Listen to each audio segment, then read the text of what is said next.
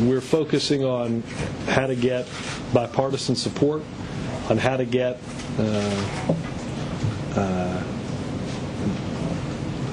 members of both parties who want to work on comprehensive health care reform.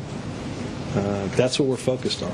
They have, from the very beginning, tried to go it alone on this, and much to the disappointment of we Republicans in the House, and certainly the American people.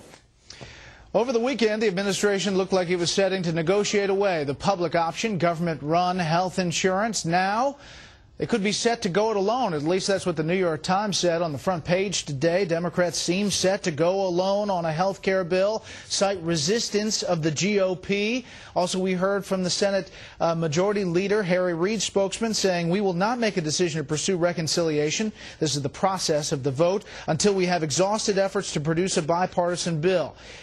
However, patience is not unlimited. We are determined to get something done this year by any legislative means necessary. So what about all of this?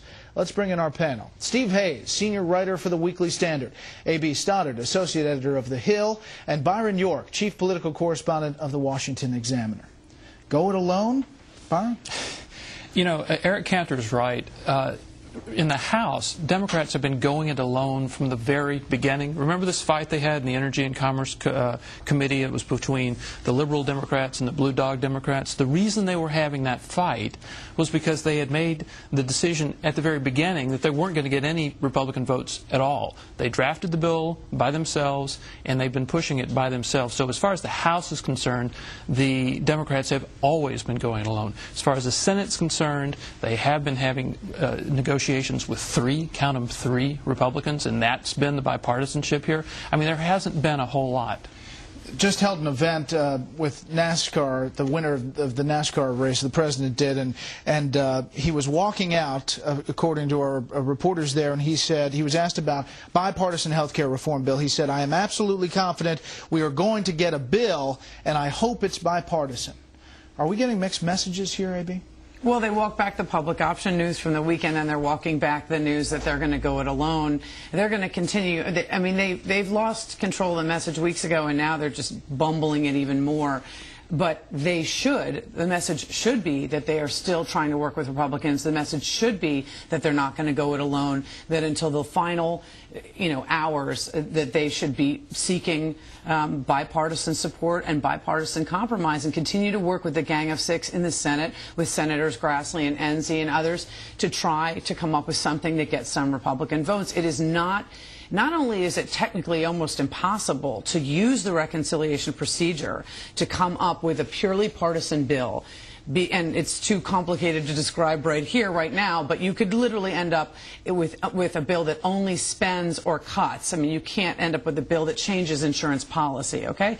So that's a really complicated road, but also it's a political disaster for them to leave out the other party and try to ram something through the Senate, using a procedure, by the way, that was designed to just keep the deficit under control. And you're talking about reconciliation, where the vote would be, procedure. Just quickly, they would only need 51 votes instead of the 60 normally required. Reconciliation is what it's called now. It used to be called the nuclear option, didn't it? Yes, yes. I mean, it was invented long ago by Senator Byrd, and it was to protect the deficit. And he has said adamantly he's against his party using this to ram a spending bill and a policy bill through the Senate. It would be nuclear if they left the other party out and tried to pull this through with 51 Democrats. You mentioned the Gang of Six, Group of Six. Mike Enzi, Republican from Wyoming, came out after all of this talk today and said this: if the Democrats choose to go it alone, their health care plan will fail because the American people will have no confidence in it. For Republicans sitting at that table, Steve, do you think that they're feeling pushed away from the table? Well, I think they should. I mean, the White House, even the president today, as you pointed out, is sending mixed messages about what they're doing. The problem that the White House faces is a pretty simple one. They're trying to sell a plan that most Americans don't want. They're trying to appease the left wing of their party and please the left wing of their party at the same time that they're trying to make a broad appeal to most Americans by calling it health insurance reform, other things like that. It's hard to square the circle. What's been interesting to watch in the past really week is a White House without a message. Total chaos on messaging. They have switched messages on the public option, as AB mentioned, on bipartisanship, on what have you. You can go back, and I think you're reaching a point at which the White House is beginning to make Brett Favre look decisive. They have switched messages about 50 times, and that doesn't work when you're trying to sell a plan. Pushing all of this is pressure from the left, because you have the Democratic base saying, we have 256 Democrats in the House, we have 60 Democrats in the Senate, a filibuster-proof majority, and we have a liberal Democratic president, and we can't pass this stuff. That is the anger that is pushing the White House and making them go in every which way in the last few days. But it's such an ignorant thing to say. I mean, you've got 80 people, don't understand the details of reconciliation. Right. But for the left to make these arguments, the left to make these arguments, I mean, the primary fight here, as we've talked about before on the panel, is between Democrats, is among Democrats. It's not really among Republicans. Yeah. And when you talk about abandoning bipartisanship, remember it was Jim Cooper who said, about a month ago, that he had been told directly, he's a Democrat, a blue dog Democrat, don't work with Republicans on this. So that message had already come down, at least on the House side of things. So bipartisanship has long been gone. AB, the Politico writes that President Obama now realizes he will have to pass health care reform with Democratic votes alone, and quotes a senior official saying, we were forced into this by Republicans.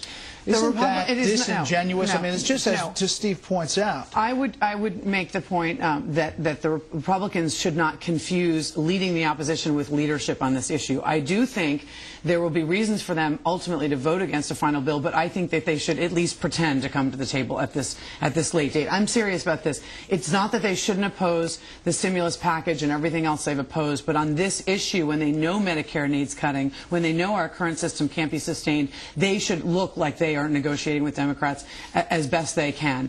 But as far as the White House being forced in it by Republicans.